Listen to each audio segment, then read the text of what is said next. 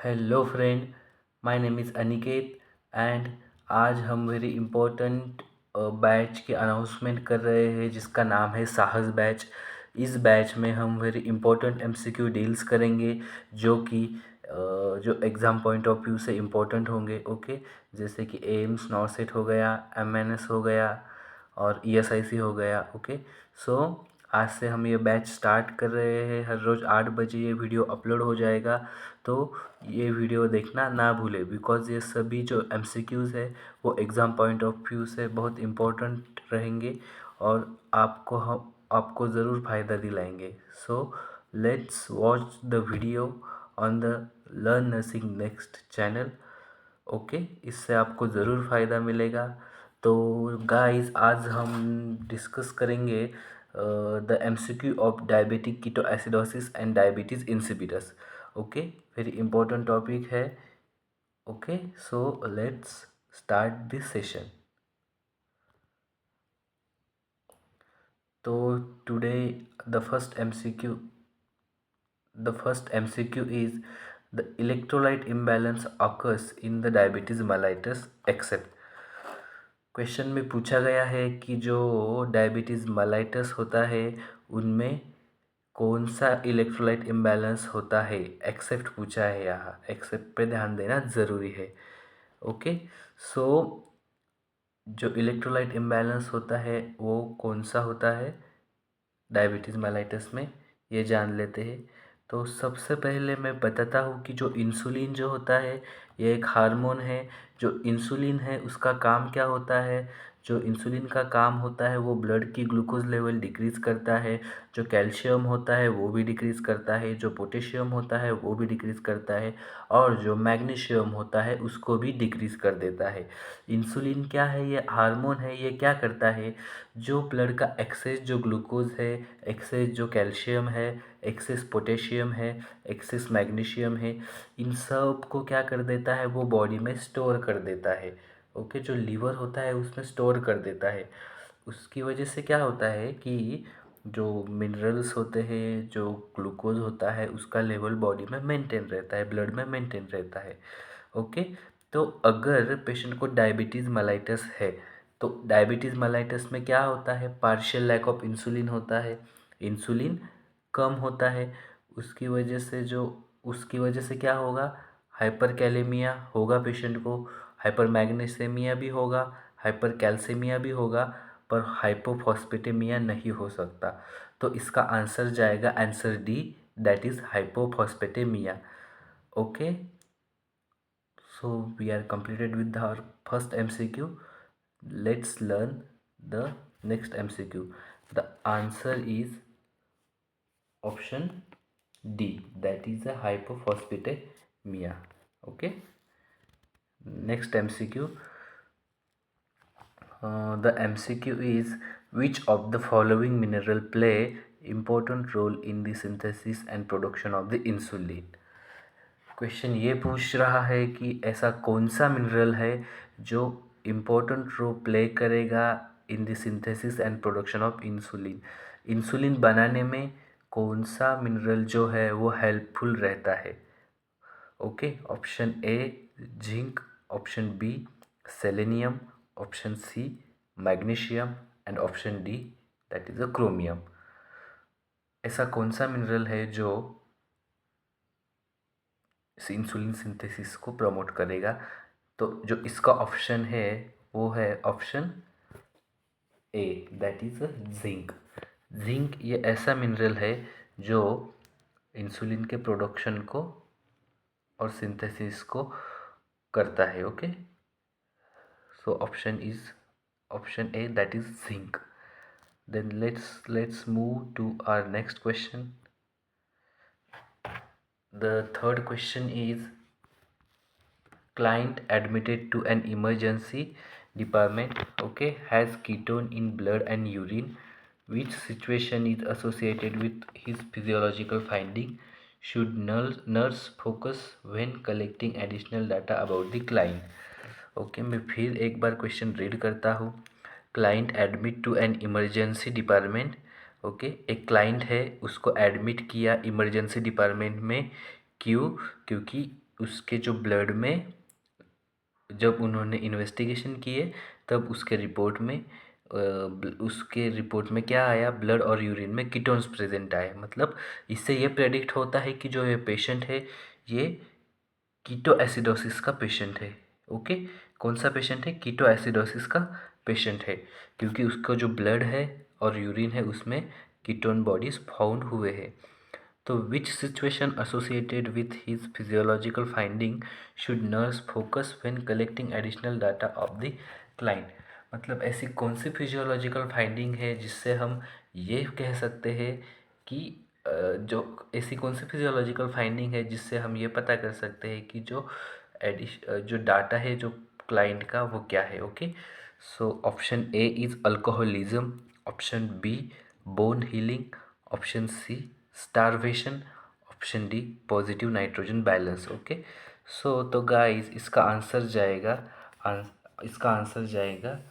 Option C, that is a starvation. Okay, तो क्यों starvation क्यों जाएगा? अब यहाँ हमने जैसे क्वेश्चन में रीड किया, पेशेंट जो है उसके ब्लड एंड यूरिन में कीटोन प्रेजेंट है। तो ये क्या पेशेंट है? ये कंडीशन ऑफ कीटोएसिडोसिस है। कीटोएसिडोसिस क्या होता है? अगर पेशेंट को एक्सेसिव स्टारवेशन हो मतलब पेशेंट खाना नहीं खा रहा है, पेशेंट भूखा है। ओके, उसकी वजह से क्या होगा, पेशेंट को अगर भूखा है तो जो बॉडी में जो ग्लूकोज है वो कम हो जाएगा। अगर पेशेंट खाना नहीं खाएगा तो उससे ग्लूकोज नहीं मिलेगा। अगर ग्लूकोज नहीं मिलेगा तो जो ग्लूकोज की जो लेवल है वो बॉडी में कम हो जाएगी। अगर ग्लूकोज की लेवल कम हो गई तो बॉडी को जो एनर्जी चाहिए वो बॉडी किससे लेगी? वो लेगी फैट से। तो क्या होगा, energy for the purpose of energy जो बॉडी क्या करेगी, फैट का ब्रेक डाउन करेगी। फैट का ब्रेक डाउन होगा तो जो कीटन बॉडीज़ है एज अ बाय प्रोडक्ट वो रिलीज़ हो जाएगी। ओके, उसकी वजह से क्या होगा, जो कीटोन बॉडीज़ है वो ब्लड में इंक्रीज़ हो जाएगी और जो कंडीशन होगी उसे हम कहेंगे कीटो एसिडोसिस। ओके, तो जब स्टारवेशन होगा तो ग्लूकोज जो है वो कम हो जाएगा, ग्लूकोज नहीं मिलेगा तो बॉडी को एनर्जी डिमांड मीट करने के लिए वो क्या करेगी, वो फैट का ब्रेक डाउन करेगी और as a break down product जो है वो कीटोन बॉडीज़ जो है वो इंक्रीज़ हो जाएंगे और जो कंडीशन वो अपने को देखने को मिलेगी उसे हम कहेंगे ketoacidosis. Understand? So option is option C. Let's move to the next question. The fourth question is most danger complication of type 2 diabetes mellitus. Option A hyperglycemic hyperosmolar non-ketotic syndrome. Option B DKA, that is diabetic ketoacidosis. Option C diabetic foot, and option D lactic acidosis. तो इसका जो answer है वो जाएगा DKA। Okay, क्यों DKA जाएगा ये इसका हम रीज़न जान लेते हैं। ओके, तो इसका जो ऑप्शन है वो जाएगा डायबिटिक कीटो एसिडोसिस। ओके, क्या होता है, ऑप्शन फर्स्ट देख लेते हैं, hyperglycaemic hyperosmolar non ketotic syndrome.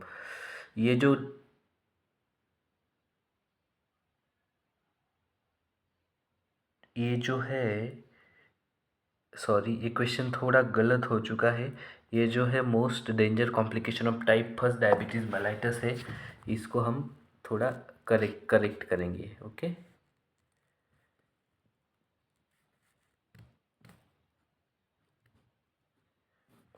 इसको हम करेक्ट करते हैं।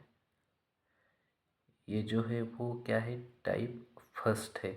ठीक है, तो जो most danger complication of type first diabetes mellitus क्या होगा, उसका जो आंसर है वो है DKA, that is diabetic ketoacidosis. Okay, तो हम फर्स्ट ऑप्शन जान लेते हैं, hyperglycaemic hyperosmolar non ketotic syndrome क्या होता है। ये जो hyperglycaemic hyper osmolar non ketotic syndrome है, ये जो है ये most danger complication of type 2 diabetes mellitus है। कौन सा? Type 2 diabetes mellitus. इसमें क्या होता है, हमने क्या देखा, टाइप 2 डायबिटीज़ मेलाइटस का मतलब क्या होता है, यहाँ पार्शियल डेफिशिएंसी ऑफ इंसुलिन हो जाती है। Okay, due to partial deficiency of insulin क्या होगा कि फैट का मेटाबॉलिज्म होगा, प्रोटीन का होगा, बट कार्बोहाइड्रेट्स का नहीं होगा, क्योंकि इतना इंसुलिन हमारे पास है ही नहीं। ओके, तो क्या होगा, अगर फैट का मेटाबॉलिज्म होगा तो जो कीटोन बॉडीज़ है वो एक्यूमुलेट नहीं होंगी। ओके, क्योंकि फैट एक्यूरेटली मेटाबोलाइज्ड हो रहा है।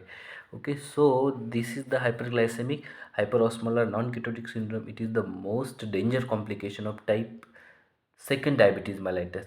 एंड क्वेश्चन ये पूछ रहा है कि most danger complication of type first diabetes mellitus क्या है, तो इसका जो आंसर है वो जाएगा D K, diabetic keto acidosis. Okay, तो let's move to next question. और next question is drug of choice in D K. जो डायबिटिक कीटो एसिडोसिस है उसमें ड्रग ऑफ चॉइस क्या रहेगा? ओके, तो जो डायबिटिक कीटो एसिडोसिस है इसमें जो ड्रग ऑफ चॉइस है वो रहेगा ह्यूमोलिन आर प्लस 0.9% NS। ह्यूमोलिन आर जो होता है ये एक इंसुलिन है जो शॉर्ट एक्टिंग कैटेगरीज में आता है। ये एक शॉर्ट एक्टिंग इंसुलिन है, तो ये इसका ड्रग ऑफ चॉइस है। किसका? डायबिटिक कीटो एसिडोसिस का। Okay, the next question is the question number 6, oral glucose tolerance test sample collected in। Okay, जो OGTT होती है, ओरल ग्लूकोज टॉलरेंस टेस्ट, उसका सैंपल जो है हम किस में कलेक्ट करेंगे, ऐसा क्वेश्चन पूछ रहा है। तो ऑप्शन ए है ग्रे वैक्यूटेनर, ऑप्शन बी है पर्पल वैक्यूटेनर, ऑप्शन सी है रेड वैक्यूटेनर और ऑप्शन डी है येलो वैक्यूटेनर। तो इसका आंसर क्या जाएगा? तो इसका जो आंसर है वो जाएगा ग्रे वैक्यूटेनर, क्योंकि जब हम ओरल ग्लूकोज टॉलरेंस टेस्ट करते हैं तो जो उसका सैंपल होता है वो उसके सैंपल के लिए ऑलवेज हम यूज़ करते हैं ग्रे वैक्यूटेनर। ओके, इसमें ऐसा एक भी क्वेश्चन पूछा जाता है कि जो ग्रे वैक्यूटेनर है उसमें क्या होता है। ओके, जब हम वैक्यूटेनर देखते हैं कुछ प्लेन्स होते हैं और कुछ में कुछ लिक्विड सा भरा हुआ होता है। तो जो ये ग्रे वैक्यूटेनर होता है इसमें जो होता है वो कंपाउंड का नाम है, ये जो ग्रे वैक्यूटेनर में जो कंपाउंड रहता है उसका नाम है सोडियम फ्लोराइड। ओके, ये भी क्वेश्चन पूछा जाता है कि जो ग्रे वैक्यूटेनर जो होता है उसमें क्या प्रेजेंट रहता है। जो ग्रे वैक्यूटेनर है उसमें सोडियम फ्लोराइड प्रेजेंट रहता है। Understand? Okay, so let's move to our next question.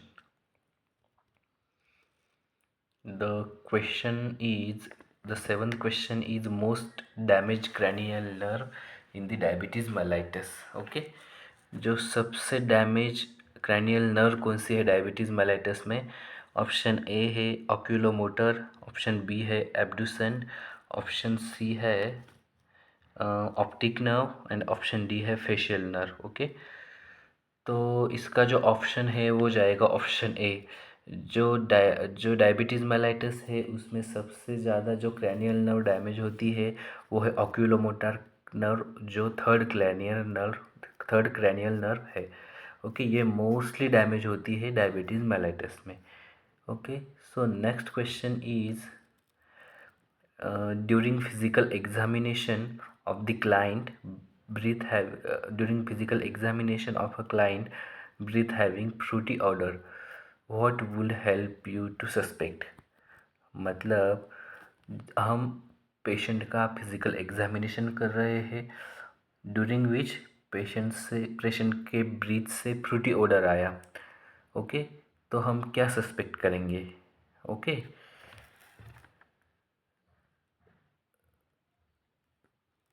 तो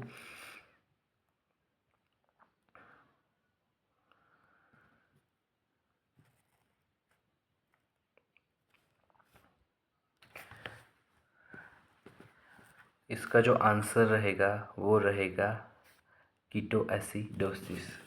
ओके, क्या रहेगा? Ketoacidosis. क्या हो जाएगा कि जो फ्रूटी ओडर होता है, जो फ्रूट जैसा ओडर जो माउथ ब्रीथ से आता है, वो जो होता है वो कीटोएसिडोसिस में होता है। जो पेशेंट कीटोएसिडोसिस के होते हैं उनके जो माउथ का जो ब्रीथ जो होता है वो फ्रूटी ओडर जैसा होता है। तो जो इसका जो ऑप्शन है वो जाएगा option D, that is a ketoacidosis. Okay, ये डीकेए में डायबिटिक कीटोएसिडोसिस में देखा जाता है कि जो पेशेंट है उसका जो माउथ का जो ब्रीथ है वो फ्रूटी ओडर जैसा आता है। ओके, तो सो next question is diabetes insipidus is diabetes insipidus is caused by the deficiency of which of the following hormone? Okay, जो डायबिटीज़ इंसिपिडस है ये कौन से हार्मोन की डेफिशिएंसी से होता है? Option A is the insulin, option B is the renin, option C is anti diuretic hormone, option D is the glucagon. Okay, so जो डायबिटीज़ इंस पहले हम जान लेते हैं कि डायबिटीज़ इंसिपिडस क्या होता है।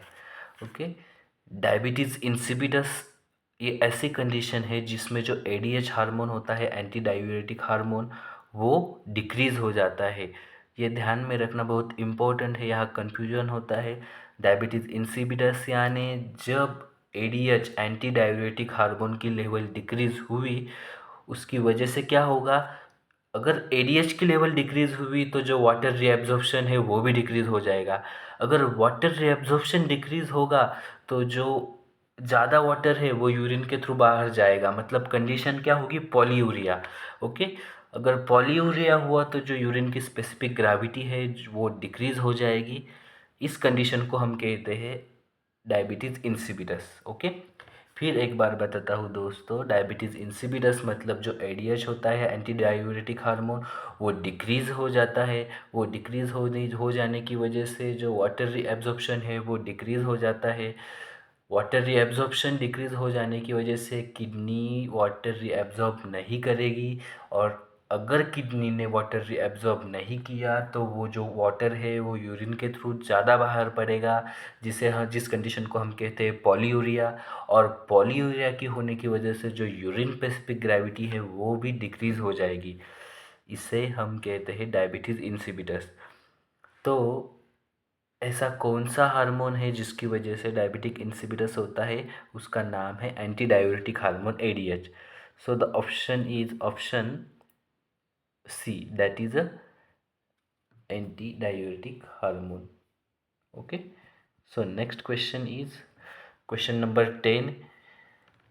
इन diabetes insipidus patient the specific gravity of urine. अभी मैंने आपको पिछले एमसीक्यू में अभी हमने डिस्कस किया कि जो डायबिटीज़ इंसिपिडस है उसमें एडीएच डिक्रीज़ होगा। एडीएच डिक्रीज़ होने की वजह से जो वाटर रीअब्जॉर्प्शन है वो भी डिक्रीज़ होगा। वाटर रीअब्जॉर्प्शन डिक्रीज़ होगा तो इसकी वजह से क्या होगा, पॉलीयूरिया होगा। और पॉलीयूरिया की वजह से जो यूरिन स्पेसिफिक ग्रेविटी है वो भी डिक्रीज़ हो जाएगी। Okay, so the answer is the option A, that is a decrease, क्योंकि जो डायबिटीज़ इंसिपिडस है उसमें जो यूरिन स्पेसिफिक ग्रेविटी है वो डिक्रीज़ रहती है। इसमें और भी क्वेश्चन पूछे जाते हैं, इसमें आपको ऐसे भी क्वेश्चन पूछ सकते हैं कि जो स्पेसिफिक ग्रेविटी ऑफ जो यूरिन है वो और किस में डिक्रीज़ हो जाती है। जैसे कि अभी हमने पढ़ा कि जो यूरिन स्पेसिफिक ग्रेविटी है वो डिक्रीज़ होगी किस में, डीआई में। ओके, डीआई में डिक्रीज़ होगी। उसके साथ ही पेशेंट को पॉलीयूरिया होगा तो भी ये जो है स्पेसिफिक ग्रेविटी ऑफ यूरिन वो डिक्रीज़ होगी। मतलब दो कंडीशंस में यूरिन स्पेसिफिक ग्रेविटी डिक्रीज़ होगी, that is the diabetes insipidus and the polyuria. अब एक नेक्स्ट क्वेश्चन देख लेते हैं कि ऐसा भी क्वेश्चन पूछा जा सकता है कि specific gravity of urine is increase in. जो यूरिन स्पेसिफिक ग्रेविटी जो होती है वो इंक्रीज़ होती है, वो तीन कंडीशन में होती है। जो फर्स्ट होता है वो है ओलिगोरिया, सेकंड होता है डायबिटीज़ मेलाइटस एंड थर्ड होता है डिहाइड्रेशन। ये तीन कंडीशंस जो है ओलिगोरिया, डायबिटीज़ मेलाइटस एंड डिहाइड्रेशन, इन तीन कंडीशन में जो यूरिन स्पेसिफिक ग्रेविटी है वो ऑलवेज इंक्रीज़ होती है। ये आपको हमेशा ध्यान में रखना है बच्चों, क्योंकि ये बहुत इंपॉर्टेंट क्वेश्चन है। हर बार एग्ज़ाम में पूछा जाता है कि यूरिन स्पेसिफिक ग्रेविटी किस में कम होती है और किस में ज़्यादा होती है। अगर यूरिन स्पेसिफिक ग्रेविटी कम किस में होती है ये पूछा जाए तो आंसर जाएगा diabetes insipidus and the polyuria. अगर ये पूछा जाए यूरिन स्पेसिफिक ग्रेविटी किस में इंक्रीज होगी तो आंसर जाएगा oliguria, diabetes mellitus and the dehydration. Okay. और एक क्वेश्चन इसमें ऐसा पूछा जा सकता है कि जो नॉर्मल रेंज होती है यूरिन स्पेसिफिक ग्रेविटी की वो कितनी होती है।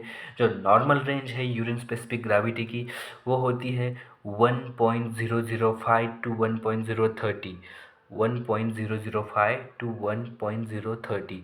ये जो है ये नॉर्मल रेंज है यूरिन की स्पेसिफिक ग्रेविटी की। ओके। अगर 1.005 से कम हो जाएगी तो वो डिक्रीज यूरिन स्पेसिफिक ग्रेविटी हो जाएगी। अगर 1.030 से अबोव यूरिन स्पेसिफिक ग्रेविटी जाएगी तो हम उसे कहेंगे increase the urine specific gravity.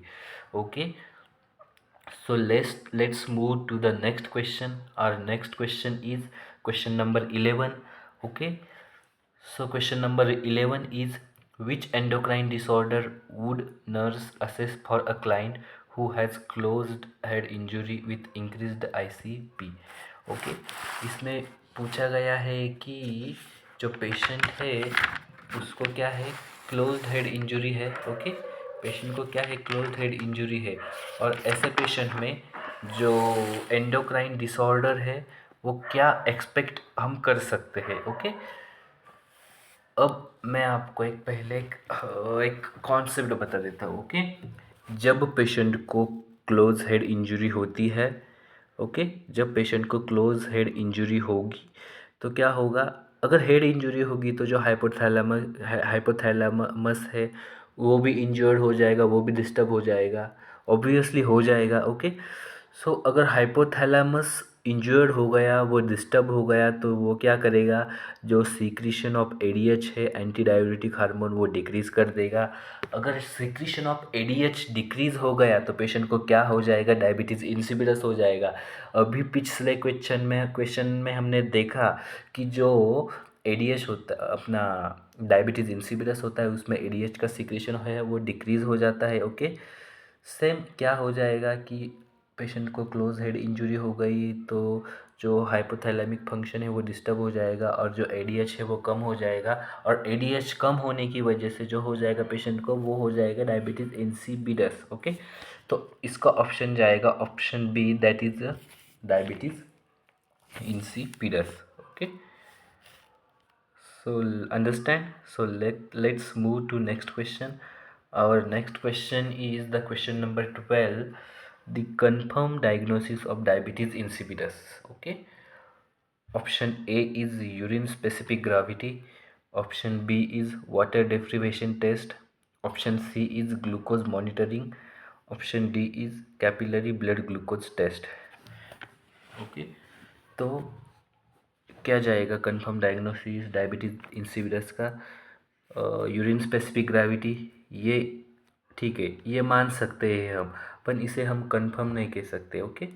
ठीक है, urine specific gravity diabetes insipidus में वो डिक्रीज़ हो जाती है, पर ये कंफर्म डायग्नोसिस नहीं है, क्योंकि यूरिन स्पेसिफिक अदर भी ऐसी कंडीशंस है जिसमें स्पेसिफिक ग्रेविटी कम होगी। ओके। सो ये कंफर्म नहीं हो सकता। इसका जो आंसर है वो है water deprivation test. Okay. Because ये जो वाटर डिप्रीवेशन टेस्ट है ये कंफर्म डायग्नोसिस माना जाता है डायबिटीज़ इंसिपिडस के लिए। Okay, understand. So next MCQ is the antidote of the increase ADH is, जो एडीएच जो है वो इंक्रीज़ होता है उसका जो एंटीडोट है वो क्या होता है। पहले मैं आपको एक क्वेश्चन पूछता हूँ कि जो एडीएच है वो किस में इंक्रीज़ हो जाता है। जो एडीएच है वो syndrome of inappropriate anti diuretic hormone, okay, जो सियाज सिंड्रोम है उसमें जो एडीएच की जो लेवल है वो इंक्रीज़ हो जाती है। तो क्वेश्चन में ये पूछा है कि जो ये एडीएच इंक्रीज एडीएच का जो एंटीडोट है वो क्या होता है। ऑप्शन ए है एक्टिवेटेड चारकोल, ऑप्शन बी है डोमियोसाइक्लिन, ऑप्शन सी है डेस्मोप्रेसिन, ऑप्शन डी है कार्बामिजापाइन। ओके, सो जो इसका जो आंसर है वो जाएगा option B, that is a demeclocycline. जो इंक्रीज्ड डोमियोसाइक्लिन, जो इंक्रीज्ड एडीएच है उसका जो एंटीडोट हो जाता है वो है demeclocycline. Okay, so let's move to next question. Question number 14, the drug of choice in chronic diabetes insipidus is. जो क्रोनिक डायबिटीज इंसिपिडस है उसमें ड्रग ऑफ चॉइस क्या होगा? Option A desmopressin, option B demeclocycline, option C carbamazepine, option D clopidogrel. Okay, तो जो option A है वो क्या है? डेस्मोप्रेसिन, जो कि है क्रोनिक डायबिटीज इंसिपिडस का ड्रग ऑफ चॉइस। इसका आंसर जो है वो जाएगा option A, that is a desmopressin. Desmopressin जो है ये क्रोनिक डायबिटिक इंसिपिडस का ड्रग ऑफ चॉइस है। ओके, डोमियोसाइक्लिन अभी हमने देखा कि क्या है, ये antidote of increase anti diabetic hormone है। ओके, कार्बामिजापाइन ये एंटी कन्वर्जन ड्रग है। क्लोपिडेग्रोल ये as a blood thinner use किया जाता है एस्पिरिन के साथ। Okay, so next question is question number 15, the drug of choice in acute diabetes insipidus. Okay, जो एक्यूट डायबिटीज़ इंसिपिडस है उसमें ड्रग ऑफ चॉइस क्या जाएगा? ऑप्शन ए है डेस्मोप्रेसिन, ऑप्शन बी है डोमियोसाइक्लिन, ऑप्शन सी है कार्बामिजापाइन एंड ऑप्शन डी है क्लोपिडेग्रोल। Okay, सो इसका जो ऑप्शन है वो जाएगा option number C, that is a carbamazepine. Carbamazepine जब भी हमने देखा कि जो कार्बामिजापाइन है वो एंटी कन्वर्जेंट ड्रग है। ओके, ये एक्यूट डीआई में यूज़ किया जाता है carbamazepine. Okay, so next question, sorry अभी मैं आपको कुछ ड्रग ऑफ चॉइसेस बता देता हूँ। कार्बामिजापाइन बहुत सारे डिसऑर्डर्स में जो है वो ड्रग ऑफ चॉइस माना गया है। जो इसमें फर्स्ट जो आएगा वो है एक्यूट डायबिटीज़ इंसिपिडस। जो एक्यूट डायबिटीज़ इंसिपिडस है उसमें कार्बामिजापाइन ड्रग ऑफ चॉइस है। इसके साथ ही जो ट्राइजेमिनल न्यूरalgia होता है इसमें भी carbamazepine as a drug of choice use किया जाता है। इसके साथ ही जो अटोनिक सीजर्स होते हैं उसमें भी कार्बामिजापाइन ये जो है ये as a drug of choice use किया जा सकता है। मतलब कार्बामिजापाइन जो है वो 3 कंडीशंस में ड्रग ऑफ चॉइस है। फर्स्ट है एक्यूट डायबिटीज़ इंसिपिडस, सेकंड है ट्राइजेमिनल न्यूरalgia और थर्ड है अटोनिक सीजर्स। ओके, इन 3 कंडीशंस में जो कार्बामिजापाइन है वो as a drug of choice है। Understand? So the question number 16 is, the expected finding in the CR syndrome are as follows. Okay, तो ये क्वेश्चन लर्न करने से पहले बच्चों मैं आपको जो CR सिंड्रोम है उसके बारे में कुछ बता देता हूँ। हमने क्या देखा डायबिटीज़ इंसिपिडस में, क्या देखा एडीएच क्या हो जाता है, डिक्रीज़ हो जाता है। उसकी वजह से जो वाटर रीएब्जॉर्प्शन है वो डिक्रीज़ होगा। उसकी वजह से क्या होगा? पॉलीयूरिया होगा, और पॉलीयूरिया होने की वजह से जो यूरिन की स्पेसिफिक ग्रेविटी है वो इंक्रीज़ हो जाएगी। इसके जस्ट अपोजिट जो होगा वो सियाज सिंड्रोम में होगा। सियाज सिंड्रोम का जो लॉन्ग फॉर्म है, फुल फॉर्म है, वो है syndrome of inappropriate anti diuretic hormone. Syndrome of inappropriate anti diuretic hormone, इसमें क्या हो जाता है एग्जैक्ट जो अपोजिट डायबिटीज़ इंसिपिडस के एग्जैक्ट अपोजिट हो जाता है। मतलब क्या होगा, डायबिटीज़ इंसिपिडस में एडीएच डिक्रीज़ होगा, सियाज सिंड्रोम में जो एडीएच है वो इंक्रीज़ हो जाएगा। अगर एडीएच इंक्रीज़ हुआ तो जो वाटर रीएब्जॉर्प्शन है वो इंक्रीज़ हो जाएगा। वाटर रीएब्जॉर्प्शन अगर इंक्रीज़ होगा तो क्या होगा? लेस यूरिन आएगा। ओके, तो उसकी वजह से क्या होगा? ओलिगोरिया हो जाएगा। ओलिगोरिया होने की वजह से जो यूरिन की स्पेसिफिक ग्रेविटी है वो इंक्रीज़ हो जाएगी। So dear friend, always mind में रिमाइंड रखना कि जो सियाज सिंड्रोम है उसमें ओलिगोरिया होने की वजह से जो यूरिन स्पेसिफिक ग्रेविटी है वो ऑलवेज एंड ऑलवेज इंक्रीज रहेगी ही रहेगी। ये आपको हमेशा अपने माइंड में सेव करके रखना है। सियाज सिंड्रोम में जो यूरिन स्पेसिफिक ग्रेविटी है वो इंक्रीज रहेगी। Okay, so option A is the increased ADH, option B is decreased ADH, option C is the increased PTH, that is the parathyroid hormone, and option D is the decreased the PTH। ये PTH का यहाँ कोई role नहीं है। Okay, ये completely अलग आता है। तो जो इसका जो आंसर है वो आंसर जाएगा that is the increase ADH। Okay, increase ADH जो सियाज सिंड्रोम है उसमें जो ADH है वो इंक्रीज होता है। Okay, so next question is the question number 17. What is the main cause of the pheochromocytoma? Question learn करने से पहले फ्रेंड्स हम जान लेते हैं कि फियोक्रोमोसाइटोमा क्या होता है। फियोक्रोमोसाइटोमा जो है वो catecholamine produce secreting tumour of the adrenal gland होता है। ओके, फियोक्रोमोसाइटोमा क्या होता है? Catecholamine secreting tumour of the adrenal gland. Understand? So इसके जो ऑप्शंस है वो है option A is that is the secretion excessive secretion of the epinephrine and the nor epinephrine, option B excess secretion of thyroid hormone, option C excess fluid accumulation in the kidney, and the option D is the none of above। Okay, तो जो इसका जो answer है वो जाएगा option A that is excess secretion of epinephrine and non epinephrine. जो pheochromocytoma है as हमने देखा क्या होता है, catecholamine producing tumour of adrenal gland होता है। इसमें क्या हो जाता है, ये क्यों हो जाता है? क्योंकि जब excessive secretion of epinephrine and the norepinephrine that is adrenaline and the non adrenaline जब इंक्रीज हो जाएगा तब फियोक्रोमोसाइटोमा होने के बहुत बहुत बहुत चांसेस होते हैं। Okay, so next MCQ, the question number 18 that is a confirm diagnosis of pheochromocytoma is. जो फियोक्रोमोसाइटोमा है दोस्तों उसका कंफर्म डायग्नोसिस क्या जाएगा? इसका ऑप्शन ए है 24 hour urine glucose level, option B है 24 hour urine vendelin malic acid level, option C है 48 hours urine uric acid level, and the option D है नन। ओके, तो जो इसका जो आंसर है वो जाएगा answer B. Okay, option B जो क्या है 24 hour urine vendelin malic acid level. Okay, ये जो है ये कंफर्म डायग्नोसिस होगा फियोक्रोमोसाइटोमा का। Okay, so next question is the classical sign and symptoms of the pheochromocytoma. ये जो फियोक्रोमोसाइटोमा है इससे एक क्वेश्चन आता ही है तो आपको ये अच्छे से लर्न करना है।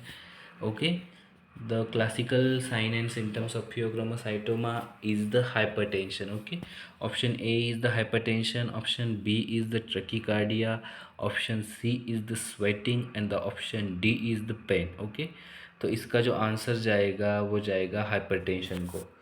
जो फियोक्रोमोसाइटोमा है इसमें हाइपरटेंशन भी देखा जाता है, ट्रकीकार्डिया भी देखा जाता है, जो इंक्रीज हार्ट रेट है वो भी देखा जाता है, स्वेटिंग भी देखा जाता है और पेन भी देखा जाता है। पर जो classical and the most important sign and symptom जो है वो हाइपरटेंशन को माना जाता है। ओके, इसमें जो है वो हाइपरटेंशन दिखाई देगा। अंडरस्टैंड? क्योंकि जो ये क्या करता है एड्रेनालिन एंड नॉर एड्रेनालिन को इंक्रीज़ कर देता है और ये क्या है वैसोकॉन्स्ट्रिक्टर है। अगर वैसोकॉन्स्ट्रिक्शन होगा तो ऑब्वियसली बीपी इंक्रीज़ होगा ही होगा, जिससे क्या होगा हाइपरटेंशन होगा। Okay, so the next question is next and last question is the drug of choice in the pheochromocytoma. जो फियोक्रोमोसाइटोमा है वो किस में ड्रग ऑफ चॉइस रहेगा? Okay, the option A is phenoxybenzenyl, okay, option B is the atropine, option C is the propranolol, and option D is the amlodipine। Okay, जो pheochromocytoma है उसका जो ड्रग ऑफ चॉइस जाएगा वो जाएगा option ए को, जो कि है फिनॉक्सीबेंजानिल। ओके, ये जो फिनॉक्सीबेंजानिल है ये ड्रग ऑफ चॉइस है फियोक्रोमोसाइटोमा में। ओके, जो ऑप्शन बी है एट्रोपिन। एट्रोपिन जो होता है ये क्या है, ये ये भी बहुत इंपॉर्टेंट ड्रग है, इसके भी हम एमसीक्यू लर्न करेंगे बहुत ही जल्दी। प्रोपेनोलोल जो है वो क्या है, बीटा ब्लॉकर है जो as a anti hypertensive drug use करते हैं। एंड द एम्लोडिपिन, एम्लोडिपिन ये जो है ये कैल्शियम चैनल ब्लॉकर है। ओके, ये भी बहुत इंपॉर्टेंट एंटी हाइपरटेंसिव ड्रग है। ओके, सो दिस क्वेश्चन का आंसर जाएगा answer A, that is phenoxybenzamine. Okay, so we are finished with our MCQ. So thank you guys from the Learn Nursing Next. आज से हम ये series शुरू कर रहे हैं जिसका नाम है साहस। ओके, इसमें आप जो भी सारे इम्पोर्टेंट MCQ है वो हम इसमें लर्न करेंगे। ओके, अगर आपने, मैं आपको एक फॉर्मूला बताता हूँ। इस जो सेशन में हम daily 1 hours, okay, 45 minutes to 1 hour हम MCQs लेंगे। जो इम्पोर्टेंट MCQs है टॉपिक के जो पूछे जाते हैं वो लेंगे। उससे क्या हो जाएगा कि आपको एक आइडिया आ जाएगा, आपके जो बेसिक कंसेप्ट है वो क्लियर हो जाएंगे और आपको एक आइडिया आ जाएगा कि हर एग्ज़ाम में हमें क्वेश्चन कैसे सॉल्व करने हैं। ओके, तो ज़रूर ये सेशन देखना मत भूलना दोस्तों, ये बहुत आपको एग्ज़ाम में बेनिफिशियल होने वाला है। ओके, तो पहले हम क्या करेंगे, पूरा जो एंडोक्राइन सिस्टम है उसका MCQs लर्न करेंगे। उसके बाद एक एक सिस्टम करके ऐसे सारे MCQ हम कवर कर देंगे। Okay, so thank you friends, thank you for watching. और आपको कुछ डाउट होगा तो you can put your doubt और your question in the comment session. Okay, thank you.